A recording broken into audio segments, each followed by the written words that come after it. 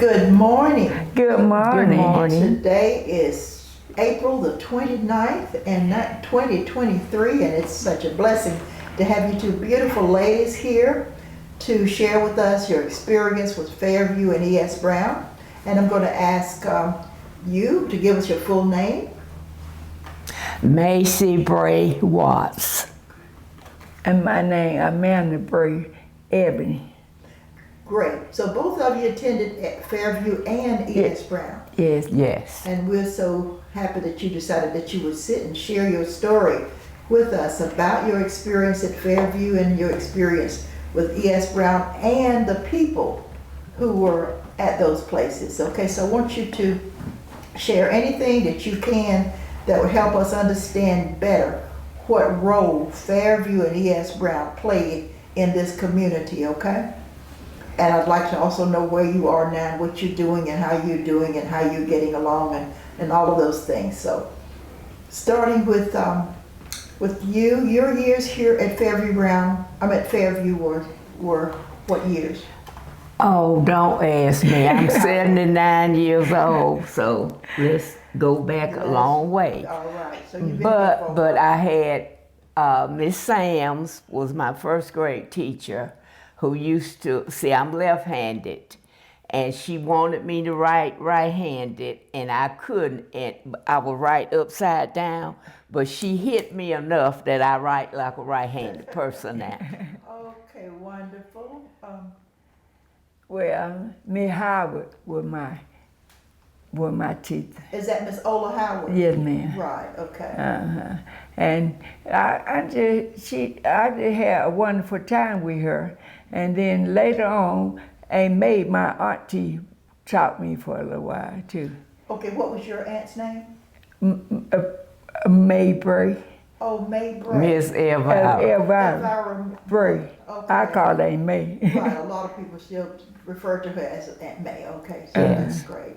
All right. Well, let's go home. Let's talk a little bit about moms, sisters, and brothers. How many sisters Brother, and we brothers? had Right. we had 10 girls and 2 boys. Oh, that is a wonderful combination. Same house. Yeah, Yes. I had a brother 7 feet tall, and my baby brother was 11. That's wonderful. And I got left out. Okay. My mom was a short lady. My mother was. Okay. Well, it's so good to, as I said, to see you all here, and we want you to tell us some things about yourself, and but we want to deal with home for a minute. Let's talk a little bit about what was home like living with that 12 sisters and kids. brothers. Well, we had a lot of good time, and my daddy farmed. He had to with 12 kids, and I could pick a 500-pound of corn a day. Wonderful. I could do that. Okay, let's. Okay, you're at home, but I didn't ask you where you grew up in this area. Well, you know, Padlock here, and Okay. and we went. Well, I can't explain. You train and go up highway up Padlock. Yeah, we lived up that. We lived almost out in Chucktown. And At Fairview we were raised. Did you know Mother Pat Sam? No, ma'am. I was telling the cinematographer that I'm not from this area. Oh, and I don't so know a lot where he lived at, we lived back behind him for years. Okay. And then we moved on to Gladden Place. Okay. All right, but I know we're Padlock because you get Padlock when you come through K-Spring, that red light. Yeah, Padlock. yeah. And it moves to Padlock Mountain. Yeah, we lived over there for a while. But when we really moved from Booker Hollow. Do you know anything about Booker Hollow? Yes, ma'am. I crossed Booker Hollow to get to my house. Okay. So yes, I know where it is. So that's where I was born at, Okay. Booker Hollow. And then we moved to back behind Mother Pat Sam. Then we moved on to Gladden Place. And then where we were when I left home, Now, I don't know what happened. Well, we moved, we raised all our vegetables. We worked in the field. Well, after my daddy discovered I didn't know corn from Johnson grass, I had to go home and I learned how to cook at 12. Yeah. That's great. Yeah, So we all had to work. We had chores to do. Excellent. Other than the corn picking and the corn hoeing or whatever, what were you chopping up the corn? I was chopping the corn because I thought it was Johnson grass. It looked almost alike. Okay. So I would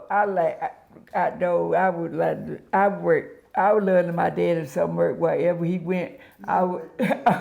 I tried to do what he did. That's wonderful. I know if you picked 500 pounds of cotton, you had to be following Daddy. Yeah. All right, well, tell us a little bit now. So you did that was your work, and you were a homebody, and you did the housework, and you worked And in the fields, cooking. and you I learned how to cook when I was 12. Oh, great. Okay, tell us a little bit about your mom. She was very, very sweet and very strict. We got whoopings when we didn't obey. It didn't take us long to understand we had to obey.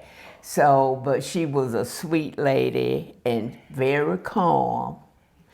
And she would, Daddy would eat certain things and she didn't want her girls to eat that. She let the two boys eat, like possum and rabbit and squirrels. Her girls, no. When we came up, I'm with the last younger group. Okay, that's wonderful. But I like the more the thing that my daddy liked though. Okay, Well, you eat the opossum and the rabbit. Yeah, I and did. Okay, all right. So, And then on the weekend, they usually have barbecue for like outdoor, Yes, like hamburger and hot dog. And, we had a good time. My mom made a freezer full of ice cream, turn it. You had to turn it. sure, yes. I loved that. Okay. And my mother was a great cook. And on Sunday, when we went to church, she would always invite the pastor home for dinner. And of course, we had to wait.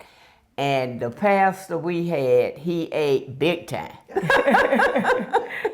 After a while, I guess y'all got used to knowing the pastor's coming. And Yeah, and Mama probably prepared a sufficient amount of food. she did. And she could make some of the best apple pies. Ooh, And they she was made delicious. good cake too. And now you still making apple I pie. made cakes, and she taught me how to make cakes from scratch. And I used to sell cake, She made good and I have made cake for Joyce now to sell up in Rome. Right. We had a cake walk. I believe I won that cake that year. Yeah. Okay, so let's come to school. Again, did you walk or did you? We walked. We walked. We walked to school. We Okay, did. now you gave me 4 different places that you lived. But we walked from wherever we Where lived was at, it? we walked. Cause my daddy he worked, when we were going to school and farm in the farm time. So we get up early in the morning and walk. Or would you do breakfast before leaving home? Well, we at school they had They had breakfast at school? not brother we had done it, but we brought our lunch. We mostly left home with food in our bag. Okay. What kind of food did you come to school with? That we had peanut butter and jelly and stuff like that. And my grandmother, I had a grandmother, she didn't live with her, but she always brought us stuff like apple, onion, and peanut butter and stuff like that. Great. Yeah, I never know my mama didn't have no food. We had plenty of food, cause my daddy raised his hog, and he would kill so many hogs a year, and he would kill a cow every now and then. Well, let me ask you now, you lived on your own farm or you were living on somebody else's farm? We want somebody else. So you call that sharecropping? Yes. Do you know how sharecropping worked? Yeah, it's cause we had to make a bale of corn for us and a bale for the man that owned the place. Okay. Mm-hmm. So everything that you made, you had to... Now cow and hog didn't go there. Okay. He didn't get nothing but the corn. No cows corn, and no, hogs. no. Okay. Yeah, Because during that year, how would you feed those cows and those hogs? Cause my daddy made hay, made corn and made hay out of it. You know, as you pull the corn, you make the hay out of it. Okay. So we bale hay for the cow. And the hog, that he fed his hog out of the slop from the house and stuff like that. And sometimes he would buy feed for the hog and cow. Mm-hmm. Okay. You all didn't have a general store in your neighborhood, or did you? We had to go to Cave Spring. They had a general store in Cave Spring? Yeah. Mm-hmm. Okay, now, because did you have like a charge, did they have like a charge account there that y'all could charge things? Yeah, we did. We did have one. And at what time would you have to? See, my daddy would pay in the fall of the year when we picked cotton, he would pay it off. Okay. And see, we could do it all the year round. Okay. And then another thing was good for us, they had a place down there that killed hog and thing in Cave Spring. Mm-hmm. And at that time, they would give you the chilling part of the hog, like the feet of the hog. Right. And I learned how to clean chilling. Okay. You know, do you know anything about chilling? Yes, ma'am. So I didn't know, I could tell you how to clean so many children, I don't know what to tell you. Do you still cook them? Yeah, I do. Okay. I do cook them. I don't. She don't cook them, but I do. See, she was the one that did not eat the opossums and the I tell you what, as I got grown, I used to clean 100 pounds of children for people, for other people. That's great. Mm-hmm. I don't know why I like to clean them. I did like to clean them though. That's okay. There's certain things you like and nobody else likes it, but you didn't nobody else like to do it, but I just love to do it. Right, that was great. Mm-hmm. All right, well let's get to school. Let's come on and get to school. What happened when you walked to school, so you were worn out. Let's do a winter day when you got to school. Yeah, we'd be cold, but Fellow Brown always kept a good heater in his room. And we could go in his room and get warm if we were that cold before we went in our class. Oh, really? I mean, he kept his heater red hot. Okay. And he cooked on that heater. He cooked on that heater. He ate through, you know what I used to see him do? Put potato in the heater and bacon in the ashes. And he now put cabbage in there. I didn't understand because I see my mama cook them on. And potatoes. Okay, that might have been a good eat, huh? Yeah, but he ate them. Okay. Yeah. So was Professor Brown when you were? He was the principal at Fairview. Mr. Perdue was the principal at E.S. Brown. Oh, okay. So what memory do you have of your professor? Not much of Mr. Brown, but Mr. Perdue, he made sure I got my lesson. I mean, he made sure all the kids got their lesson. If not, we got, So when I graduated from high school, I was a student on kind of Mr. Perdue. That's a blessing. I was a student when I graduated, but Fellow Brown, I graduated under Fellow Brown.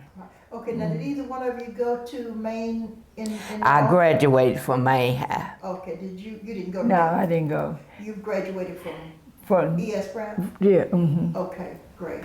So it was, do you remember the year that you? I'm trying to think when I graduated, because I graduated when I was 17, I think. So I'm 92. So you went to 11th grade, there was a time when... I graduated in 1961 from Maine High.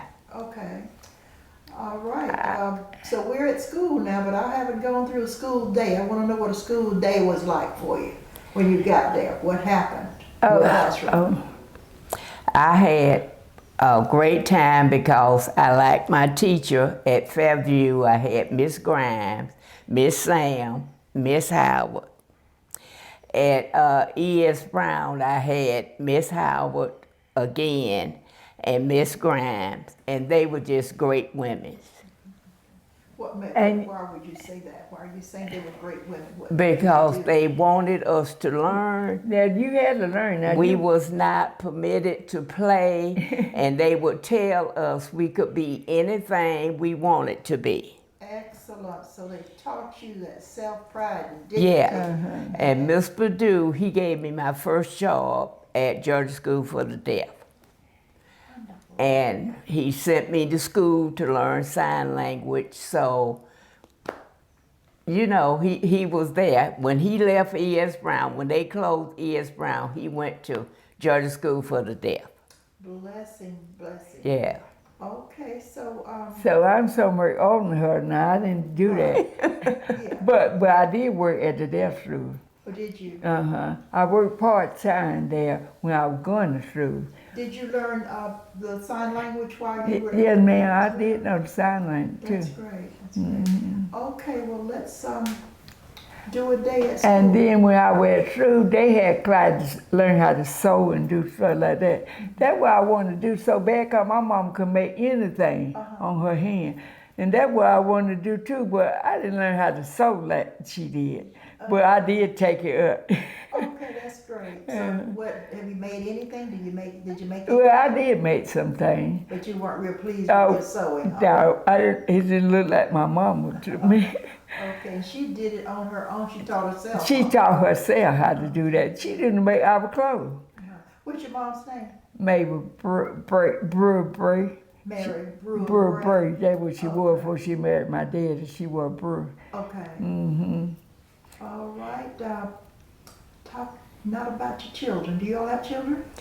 I have 4. I lost my oldest daughter, but I have 2 boys and 2 girls. And, well, 4 girls, because I got 2 stepdaughters, and they just like mine. Yeah, I knew that right.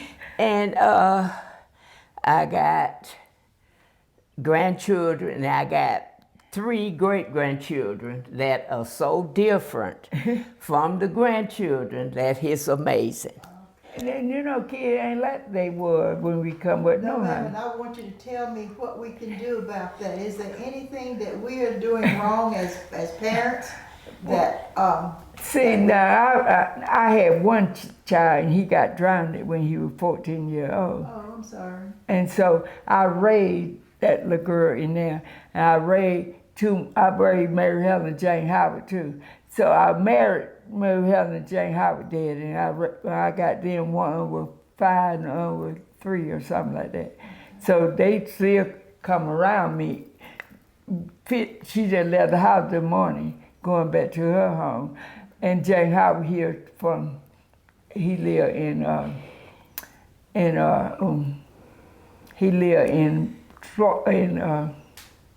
what do you call it? Tell me where he lived. Alabama. Alabama. Okay. So now he here too. They both, Mary Helen come up to see me every day. Now I was their stepmother, and I raised them. I will never forget when I told my dad that we were fit to get married, and told him he had 2 children. And see, he come up under stepmama.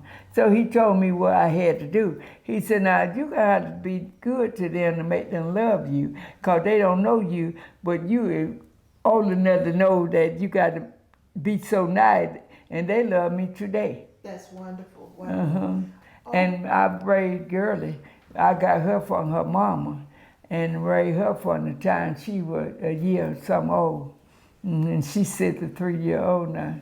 Okay, we live together. We live in the same house. Fond memories of Fairview and your experiences at Fairview. So let's talk about what caused that. What is it that Fairview and the teachers and the principal imparted in you that you still have it and you hold it and you're still trying to share with people?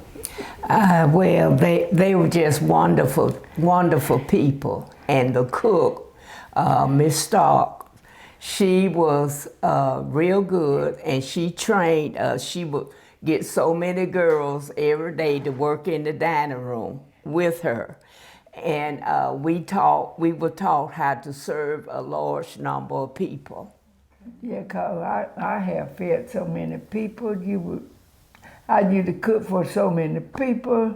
I like to cook a lot of stuff. I don't like to cook a little bit of stuff. I like to cook in big old things, in big old boilers and things. That means. Okay. So you learn how to cook and sew and So, No, I can't sew. you can't sew, okay. I took wood shop in high school to keep from taking home ec. Let's talk about what you got from the deaf school, because that could have lasted a lifetime. Your learning how to sign? Yes, I worked there from 1975 to 1993, and then I moved over. Well, I worked part-time in mental health, and then I decided I wanted to be a CNA, so I went to school for that, and I worked in a personal care home. Do you all think that anything you got from experience at Fairview and E.S. Brown helped you to be impelled on into where you are now? I Yeah. do. Cause see, I always like the people, so I was father parent for a long, long time. I kept kids, and I love that today. I love children. I got a little girl now. Her mama got her right now because she's going through, but I got her when she was 2 months old, and she 5 now. And when she can't wait to get back home, she come in the door talking about, I'm home now, because she thinks she run the house. Well, she probably does. They ain't like we were. They is different. That baby is so much different, you'd be surprised. But I tell you what she can do. My dad taught her to do it too, because when he used to get the bell, come sell it, and put the money on the table and count. He said, you don't know nothing else in the world, you're going to learn how to count money. Okay. And that baby can count to $500 right now. Okay. She sure can. Let me ask you now, think about your life. Just look back all the way to Fairview and beyond if you need to. What kind of statement would you like to leave that would impress people reading about you or listening to you years from now when we're no longer around? What do you want them to remember you by? I want them to remember that I love people, I love helping people, and I love meeting people. It's just wonderful to know different people, and I'm not prejudiced. I like to know the Mexican, the white. I try to get acquainted with everybody so I can learn. You can learn good things about other races, and some people don't believe that. And me, yes. I took care of elder people before I went to be a father parent. I took care of people in Case Frame. I took care of 1, 2, 3 elder people, Big Petty and Mother, I'm trying to call her name now. And anyway, I had 3 people in Case Frame were elder people. I took care of him, me and my other sister. We took turns to go there. And like I worked so many night and day, and she worked so many night and day for the same lady. Oh, that's right. And I just love to I want to take care of people. I don't know why. And then out of the people, they died, then I went to foster care for kids. What, I think if people want to do something, I think they got a gift from God. I think that's my gift. I really think that I'm here today. we all have a gift. We sure do. We don't discover that gift. Some people don't know their gift, but I believe that was my gift, because that's what I like to do the best. Great. Listen, And I think when people like to do something, they ought to realize that's what God means for them to do. but as you said, some people don't discover their They don't gifts discover or that. their talent. Before But He it's gave too late. everybody one. Yes, ma'am. And the Bible says He gave some of them more than one. Yeah, that's right. So for you all to be able to move from where you moved from and do different work, different places, you all were gifted in several areas. So that's great. Yeah. Tell us anything now about yourself that you haven't told us, that you don't want to go home and say, golly, I should have told them about this. So anything you could think of now that you'd like to share with us, and it won't just be those of us in here. It'll be people on down the line, years from now, who will look at the video. I would like to say to young people, study hard, believe in God, because He is always there for you. Right. That's who took me there for. And you can do anything you want to do. That you want to do, you do how to want to do it, and you can do it. Cause I left home when I was 19 years old, and I didn't have no whole lot of people that I know. And you know, I learned a lot of stuff from elder people. Cause I always liked to be around elder people, and they used to tell me things that I didn't know, and I learned that from them. And you need to pay attention to people when they try to tell you something. Cause some young people, they don't want to hear what you got to tell them, but that's how you learn. Cause I learned. All right, let's talk a little bit. We've got a terrible situation going on in this country right now. Sure is. But let's go back to the time that you grew up in Cave Spring, and let's look It wasn't like that now. I'm telling you, we didn't know nothing about no gun. We didn't know nothing about all of that. You know. But we did deal with prejudice. Yeah. Tell me about that.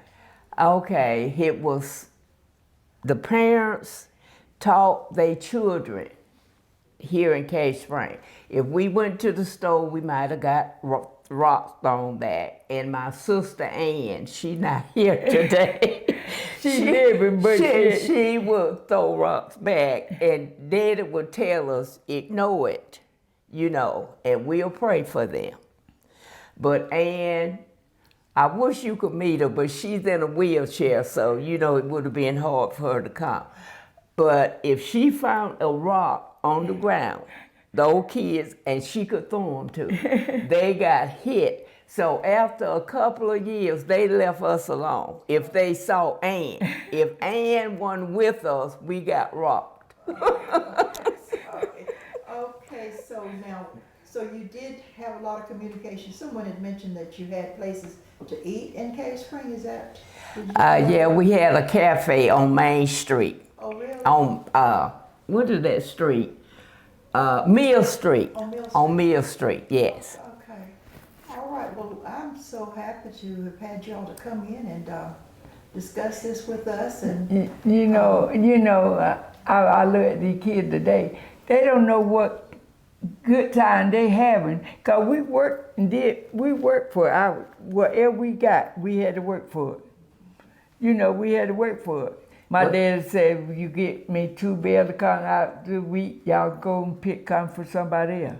okay. So we would pick. You mother heard Mother Hartman mother. Had you heard his name? No, ma'am. Well, we go pick corn for him after we get there the 2 bales of corn out. So we had to get them 2 bales of corn out. Then we could go make us some money.